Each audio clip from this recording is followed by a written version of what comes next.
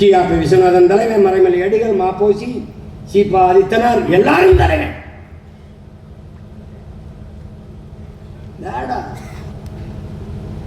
தலைவனா என்னன்னு ஒன்றுடா, தலைவனா நின்றுங்கடா. தலைவனா தண்ணீரில் கரைத்தாலும் தண்ணீரில் தன்னையே கரைத்து சுவையை கூட்டும் உப்பாக இருக்கணும்டா தலைமை. தன்னையே எரித்துக் கொண்டு உலகத்திற்கு வெளிச்சத்தை தருகிற மெழுகுவத்தியா இருக்கணும்டா தலைவன்.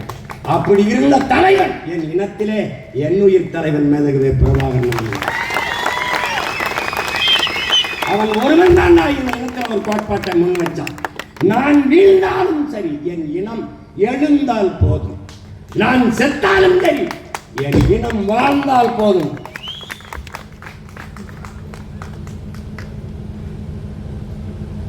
அதை புரிஞ்சுக்கணும். நாங்கள் மாண்டாலும் சரி எங்கள் இனம் மீண்டால் போதும். அதான் எங்க கோட்பாடு. சும்மா ஒரே முறையில் ஏன் பேசுற, அதை ஏன் பேசுற? இந்த நாட்டில் என்னை எதிர்ப்பவன் வெறுப்பவன் எல்லாருக்கும் சேர்த்துத்தான் நாங்கள் இந்த வேலையை சேர்த்து பேசிக்கிட்டு இருக்கோம். மரம்ங்கிறது நாம் தமிழர் கட்சி பிள்ளைகளுக்கு மட்டும் மரம் இல்லடா, காற்று எல்லாருக்கும் தான். நீ காற்றை சுவாசிக்கவில்லை, கந்தக தூசியை சுவாசித்துக் கொண்டிருக்கிறாய். ஒரு கார் வெளியிடுகிற நச்சு புகையை கட்டுப்படுத்த 6 மரங்கள் தேவை. உனக்கு எத்தனை மரம் இருக்கு? எத்தனை லட்சம் கார் ஓடுது? ஒரு மனிதனுக்கு சராசரி 422 மரம். உனக்கு 28 மரம் 28 மரம் இருக்குன்னு அரசு சொல்லுது. இருக்கா? இங்க இருக்கு, வெளியில் இருக்கா? கனடாங்கிற ஒரு நாடு அந்த 8953 மரம், கிட்டத்தட்ட 9000 மரம் ஒரு மனிதனுக்கு. அந்த பிரதமர் சொல்கிறார் 100 கோடி மரம் நடுவதற்கு உத்தரவிட்டிருக்கேன். அவன் யாரு? பிரதமர். இவங்க யாரு? புரோக்கர்ஸ். அவன் தலைவன், இவர்கள் தரகர்கள். போட எழுதி வச்சிருப்பாங்க கார்பரேஷன். மரம் வளர்ப்போம், மழை பெறுவோம், பிளாஸ்டிக் இல்லாத நகரத்தை உருவாக்கும். வெறியா வருமா வராதா? டேய், உங்களெல்லாம் ஒழிக்காம எப்படா பிளாஸ்டிக் ஒழிக்க முடியும்? எப்படி ஒழிக்க முடியும்? எப்படி ஒழிக்க முடியும்? அப்ப எப்படி இந்த மரம் நட சொல்றியே சீமான்? அதுக்கெல்லாம் தண்ணிக்கு என்ன வேணா பண்றேன் பாரா, இங்க பண்றேன்.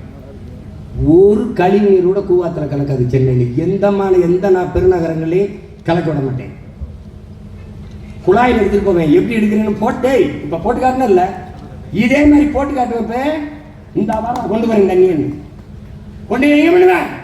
50 ஏக்கருக்கு 100 ஏக்கர்ல இந்த கழிவு நீரை சுத்திகரிக்கிற இதை வைப்பேன். வச்சு சுத்திகரிப்பேன். சுத்திகரித்து இந்த தண்ணீரை தனியாக எடுப்பேன். மரம் நடுதல், சாலை போடுதல், கட்டடம் கட்டுதலுக்கு அந்த தண்ணீரை பயன்படுத்துவேன். கீழே படிம மண், அது மிகுந்த வளம் மிகுந்த உரம். இந்த கழிவெல்லாம் மக்கி அப்படி பழக்கழிவு, இலக்கழிவு, மனித கழிவு, ஆடு கழிவு எல்லாம் அங்கே இருக்கும். அந்த மண்ணை அள்ளி நானே வேளாண் பண்ணை வச்சிருப்பேன். உரமா எடுத்துருப்பேன். இந்த மரக்கண்ணு நட, செடி நட எல்லாத்துக்கும் உரமா கொடுத்துருவேன். என்னென்ன வேலை காட்டுறேன்னு மட்டும் பாடுறேன். வெயிட் அண்ட் சீ. சொல்லும் போது உனக்கு ரொம்ப இதாக தான் இருக்கும், காமெடியாக இருக்கும். ஆமாம், நான் கூட இனிமேல் நானாக சொல்கிறது மரங்களை நடு, அது அப்படி சொல்கிறது யாராவது வேற ஆள் பேர போடும். மரம் மண்ணின் வரம் வளர்ப்பதே மனிதரம், தஸ்தோவெஸ்கி சொன்னது போல. இவான் ஸ்வாங் அவர் சீன பயணியில் அவர் வரும்போது சொல்லிட்டு போனாப்லப்பா. அதுதான் இங்கே இருக்குது. இவனுக்கு ஒரு நோய், இன்னும் பெரியார் தான் படிக்க வச்சாரு நம்பிட்டு இருக்காங்கல்ல, அது மாதிரி தான். அவங்களும் ஏதாவது சொல்லி நம்ப வச்சலாம் தான் பார்க்குறான். ஒருத்தர்லாம் பெரியார் மயிரை ஒருவனும் முடுக்க முடியாது, வேற எவனும் முடுக்க முடியாது. ஏன்? அவனே உட்காந்து பிடிக்கிறான். என்னதான் மனதில் பார்க்குறாப்ல, எவனும் முடுக்க முடியாது.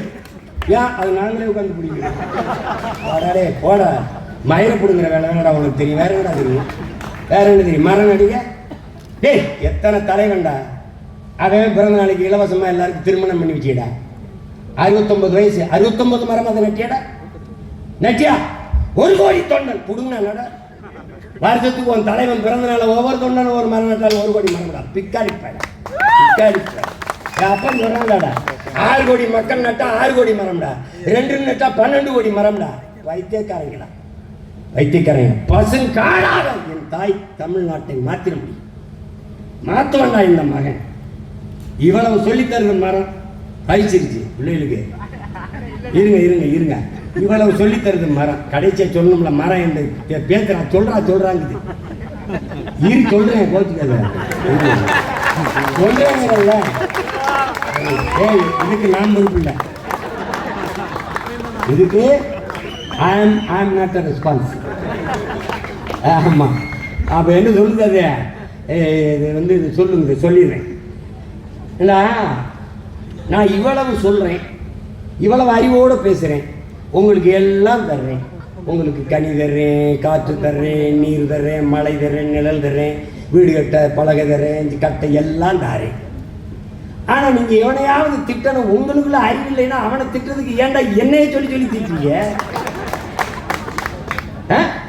என்னைய வந்து அவனுக்கு மூளை வேலை செய்யலைன்னா அவனை வந்து எப்படியா வேற பேருக்கு என்ன மரமண்ட ஏண்டா என்னைய கவலைப்படுத்துறீங்க? அதுக்கு நன்றி கடனாடா இவ்வளவு செய்யற, எனக்கு நன்றி கடனா? மரமண்டன் திட்டதுக்காடா உங்களை அப்படி வளர்த்துக்கேன். டேய், உங்களுக்கு இருக்கிறது மரமண்ட இல்லைடா, மயிறு மண்டை. நன்றி.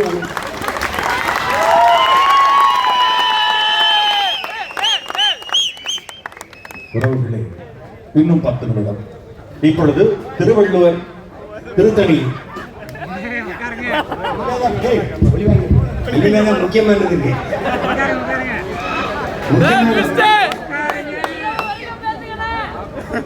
பாருங்க, 26 சட்டமன்ற தேர்தலில் என்னுடைய அன்பு தம்பி, தலைமை நிலைய செயலர், திருவள்ளூர் மாவட்டத்தில் தம்பி செல்வி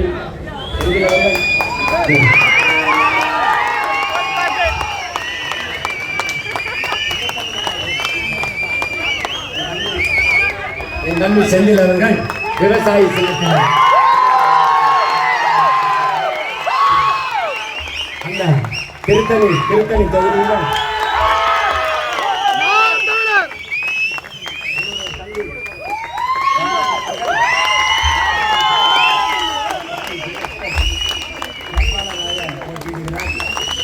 என் அன்பு சொந்தங்கள், நாம் தமிழர் கட்சியின் வெற்றியாக பார்க்காமல் தமிழ் பேரினத்தின் வெற்றி, அரசியல் மாற்றத்திற்கான வெற்றி, எளிய மக்கள் அவர்களுக்கான அதிகாரத்திற்கான வெற்றி என்று நினைவில் வைத்துக் கொண்டு விவசாய சின்னத்திற்கு வாக்களியுங்கள். ஒரு நாட்டில் ஒரு விவசாயி வாழ்கிறான், வளர்கிறான் என்றால் அந்த நாடு வாழ்கிறது, வளர்கிறது. ஒரு நாட்டில் ஒரு விவசாயி வாழ முடியாமல் சாகிறான் என்றால் அந்த நாடு உள்ள சுடுகாடு. விவசாயிக்கு வாக்களியுங்கள், அவனும் வாழ்வான், நம்மையும் வாழ வைப்பான். நன்றி, வணக்கம். நாம் தமிழர், தமிழ்தாய் வாழ்க, 2026 படைப்போம் புதிய அரசியல்.